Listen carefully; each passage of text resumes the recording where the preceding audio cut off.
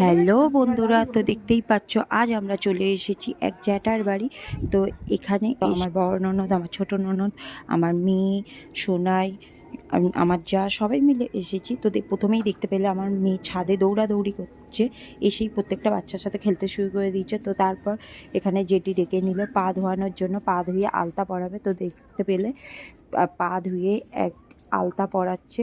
তো প্রত্যেকটা বাচ্চাকেই পরাচ্ছে যেটি এক এক করে পা দিয়ে। তো আজকে হলো হনুমান জয়ন্তী, তো উদযাপন করেছে হনুমান পুজো। তো যার জন্য কটা কুমারী বাচ্চা মেয়ে লাগবে, তো যার জন্য আজকে এখানে আসা। তো দেখতেই পাচ্ছ আমার সোনার আলতা পরা হয়ে গেছে। তো এরপর বসে পড়েছে সোনাই। এবার সোনাইকে পা ধুয়ে দেওয়া হচ্ছে, পা ধুয়ে পুছিয়ে এবার সোনাইকে আলতা পরানো হবে।